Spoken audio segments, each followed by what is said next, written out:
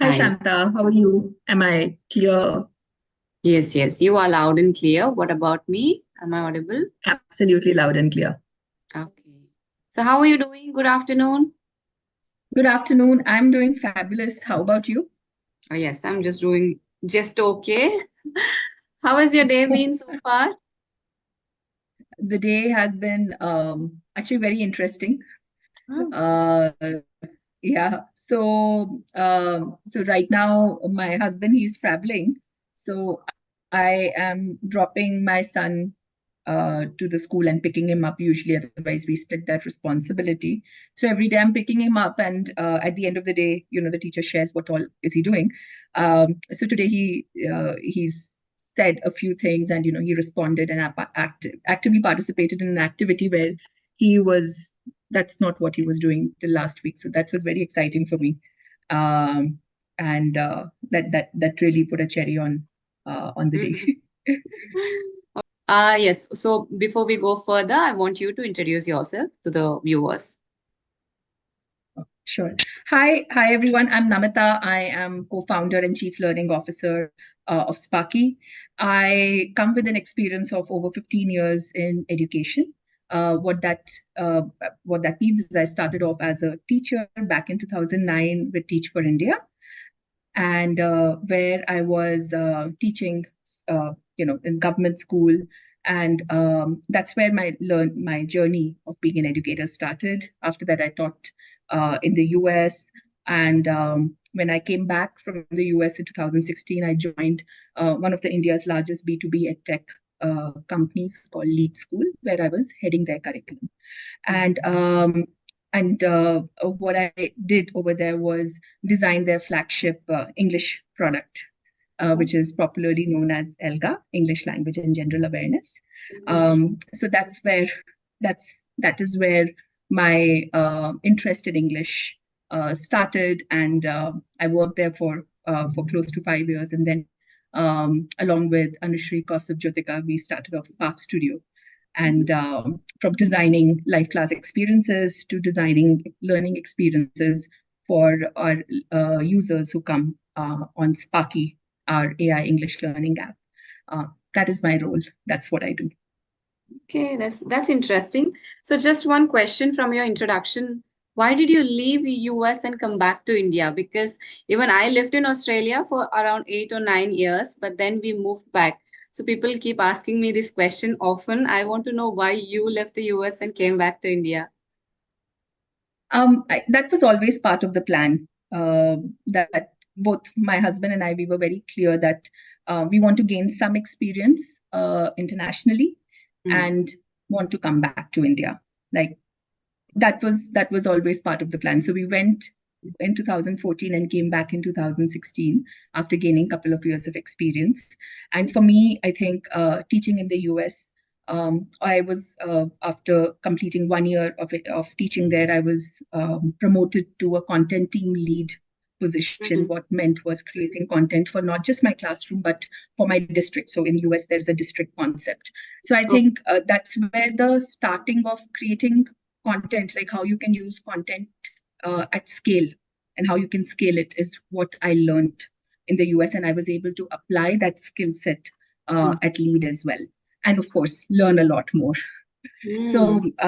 So coming back to India was always part of the plan because both my husband and I, we are very much rooted in India. Oh, that's nice to know because you did not allow the luxuries of US kind of lure you away or keep you away from India. That's good to know.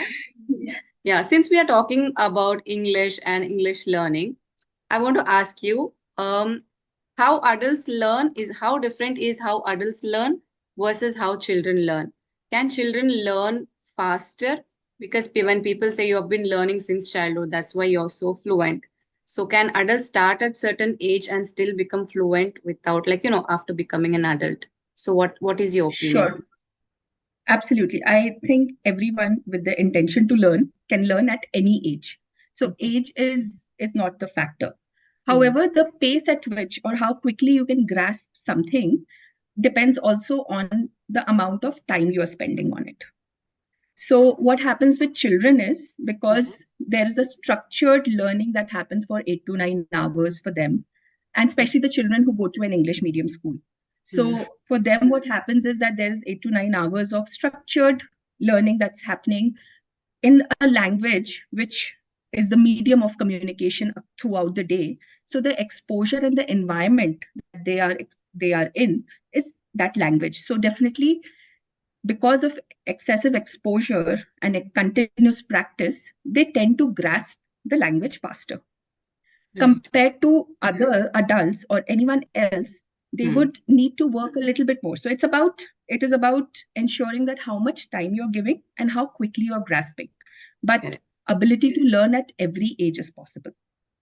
Mm. And also, when we are talking about medium of learning, so English medium students have an edge over the people who have studied in vernacular medium because they kind of have a good backbone. They learn from the basics, and yeah. Does it matter, honestly, studying in English medium or studying in a vernacular medium school? Are they able to learn as effectively and become fluent in English? I would say definitely there is. Because again, it comes to the exposure, like our environment for us to pick up a language. Okay. The exposure matters a lot. So if you see, English medium students definitely have that edge over the vernacular medium. Similarly, the vernacular medium children, they have that edge over the English medium children on other languages because of the exposure that they have in other languages. So Mm. if we are able to supplement that exposure even for vernacular medium, that, you know, just after school, if they can get some exposure which gives them access to English language, or they can find someone to talk to in English or learn English from, I think would definitely benefit the children and would reduce the gap that exists. But Mm. definitely the advantage is only because of the fact that when you go to an English medium school, the medium of everything that you learn there is Yeah. English. That is the key difference. Mm. Right, right, nice. And also bringing Sparky into picture, I have known this app, and my daughter also uses it because sometimes when Oh, she needs that's screen wonderful. time, yeah, when she needs screen time, so she wants the phone, but then she'll tell me that I want to play a game. I'll choose Sparky and I'll play with it because I'm always yes for Sparky if she wants to learn something from it because it's very entertaining. It gives you pictures and it asks you to frame a word for it. It gives you blanks and you have to frame the word. Then also she does things like fill in the blanks of prepositions or something of that sort. If she's not getting the answer, she'll call me for it. So let's talk a bit about Sparky. So for people who are watching this video Sure. for the first time, please introduce Sparky and show us a small demo of it. Sure. So Sparky is a generative AI voice first conversational chat learning buddy for everyone. So I just want to call it out that it is not just for kids, it's for everyone. And what I mean by voice first conversation, these can sound like very big words. What it means is it will speak to you and it will encourage you to speak back to it. So one of the things that we found as a gap that exists is that, in school, if I look at the context of school, so in school there are so many children in a classroom, so it Mm. becomes very difficult to get enough speaking practice. No Correct. matter how much the teacher tries, still it is very difficult for ensuring that every child speaks. Mm. Same is the case, and now imagine it in a college setting. Now imagine it in a workplace. Mm. It becomes even sparser and sparser that you get less and less speaking or learning opportunities. But there is more demand from you, that like if you go to college, there is more demand for you to quickly understand things. Mm. However, you are still struggling with that language. So I think having that speaking partner or that practice partner with you is very important. Mm. And that partner is able to talk to you on topics that are relatable to you. Like that's something that, I want to talk about, say, rainbows today, or I want to talk about a science topic I learned in school today, Mm. or I want to just generally talk about how my day was today. Yes. Or for an adult, like how I have an interview tomorrow, how do I prepare for it? How do I keep practicing on it? Or I'm just graduating from college and I don't know what to do next, seeking that career advice.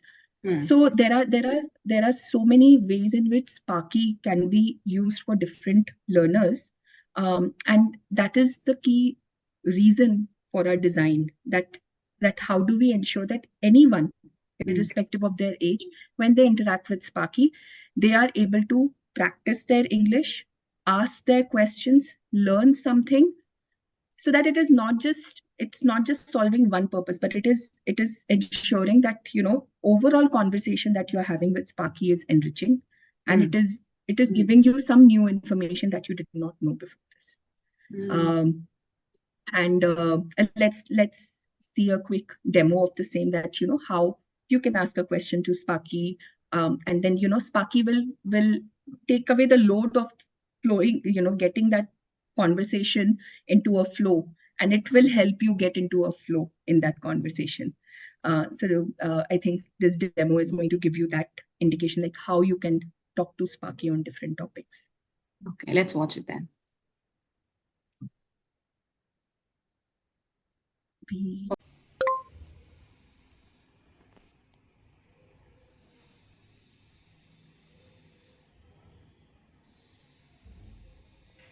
Hey, Rima. You can talk to me or ask me questions about any topic. What would you like to talk about today?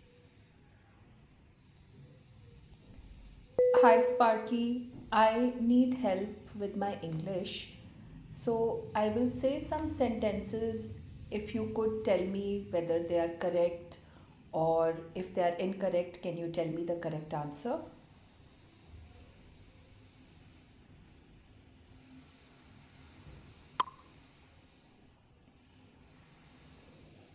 Sure, Rima. I'd be happy to help you with your English sentences. Go ahead and say the sentences, and I'll let you know if they're correct or if there's a mistake. Let's start. I didn't knew that my exam was today.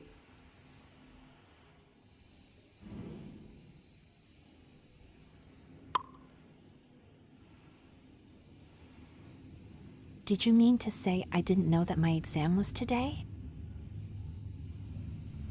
In this sentence, "knew" should be replaced with "know." Is its voice. If I am feeling low on some day and I was not feeling that good, and I was talking to Sparky and it asked me, how's your day going? So I said, it's boring. I don't like today. So it changed its tone and the way it talks. So I was like, oh, sorry to hear that. What happened? So I like that feature. And sometimes when you're happy and excited, Yeah. it voice and the sounds. Particularly children get so much encouragement because it gives that small gifs where they're like dancing or something. So they find it really interactive. Right. Actually, it's not just the kids. We have heard even many of the adults also really like those GIFs, because WhatsApp is all about GIFs and memes. So they really relate to that content. And you're right about emotions. So because if you hear Sparky's voice, it doesn't sound robotic. It sounds Correct. like you're actually talking to someone. Yes. And one of the reasons why we chose Fox as the character is because Fox has hands. And it's clever, it's witty, it's knowledgeable. Like that's the characteristic that we associate with Fox. And I think because of the way it looks, if we could give emotions to it, we could give gestures to it. It could jump up and down. So we felt that every age group can connect with it because of the emotions that it shows, depending upon the different age. So with kids, it will be more excited. With adults, it's giving a more mature response accordingly. Exactly. Yes. And also depending on your levels of English. If you are an advanced speaker, it Absolutely. will use the same kind of language with you. If you're a beginner, it uses very simple Absolutely. English. Absolutely. So generative AI helps us do that. It adapts to the way the user, or the where the user is, the level of the user. It also keeps in the context of where the user is coming from.